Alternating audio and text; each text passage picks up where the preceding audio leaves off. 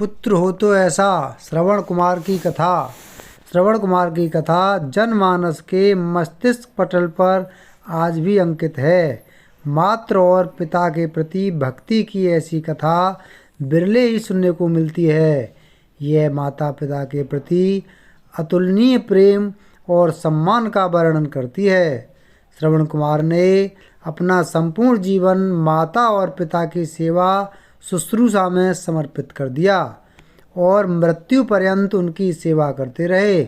अपनी इसी मातृ और पितृभक्ति के कारण वह अमर हो गए।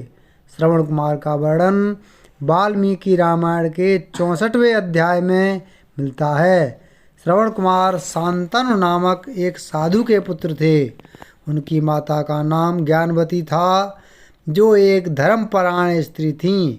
उनके माता पिता नेत्रहीन थे। बड़े कष्ट सहकर उन्होंने उनका पालन पोषण किया था। इसलिए माता पिता के प्रति उनके मन में अथाह प्रेम और श्रद्धा थी। जब वे कुछ बड़े हुए तो अपने माता पिता की सेवा में लग गए।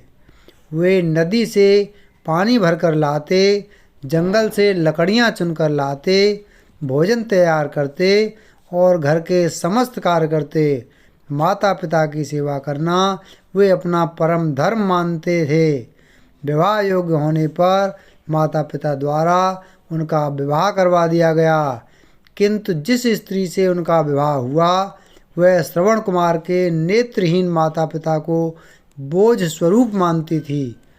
वह दिखावे मात्र के लिए श्रवण कुमार के समक्ष माता पिता की सेवा करती और पीठ पीछे उनसे बुरा व्यवहार करती थी।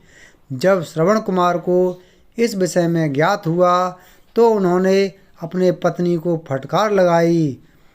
तब रूठकर वह अपने मायके चली गई और कभी वापस नहीं आई।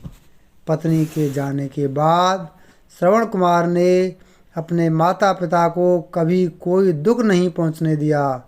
समय के साथ श्रवण कुमार के माता पिता वृद्ध हो चले थे। उनकी इच्छा मृत्यु पूर्व तीर्थ यात्रा पर जाने की थी। एक दिन उन्होंने अपनी इच्छा श्रवण कुमार को बताई तो श्रवण कुमार उनकी इस इच्छा की पूर्ति की तैयारियों में लग गए। 2 बड़ी टोकरियों को एक मजबूत लकड़ी के दोनों छोर पर बांधकर उन्होंने कांवड़ तैयार किया।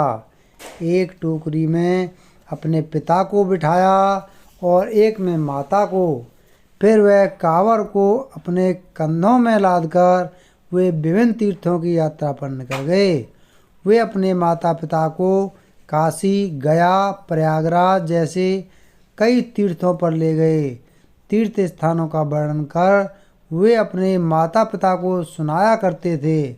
इस तरह उनके नेत्रहीन माता पिता उनकी आँखों से तीर्थ दर्शन करने लगे।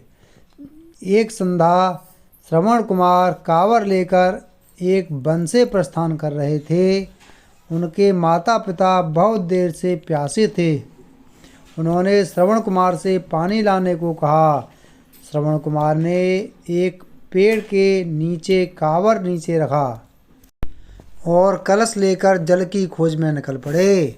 पास ही उन्हें एक नदी दिखाई पड़ी और वे नदी तट पर पहुंच गए। उस दिन अयोध्या के राजा दशरथ उसी वन में आखेट कर रहे थे।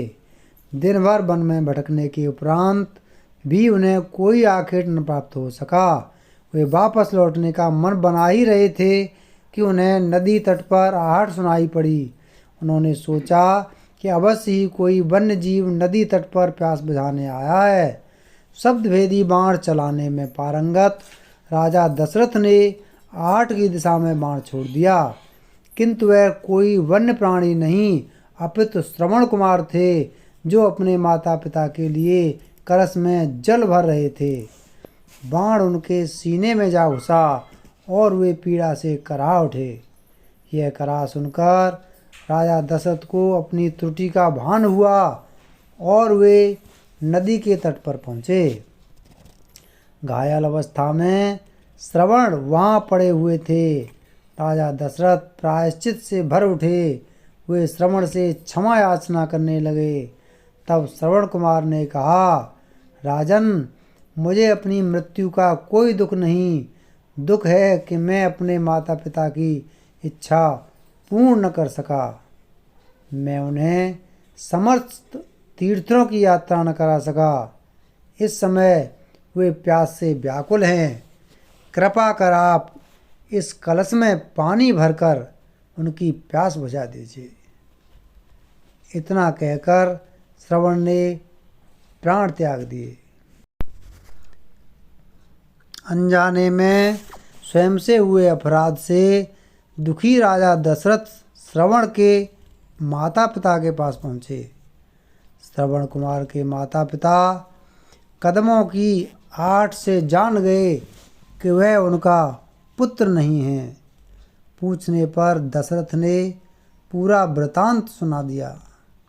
अपने पुत्र की मृत्यु का समाचार सुन माता पिता विलाप करने लगे और उन्होंने दशरथ को श्राप दिया कि पुत्र वियोग में तड़प तड़प कर वह भी अपने प्राण त्यागेगा। इस श्राप के कारण राजा दशरथ को तब पुत्र वियोग भोगना पड़ा जब मर्यादा पुरुषोत्तम श्री राम 14 वर्ष के वनवास के लिए वन चले गए।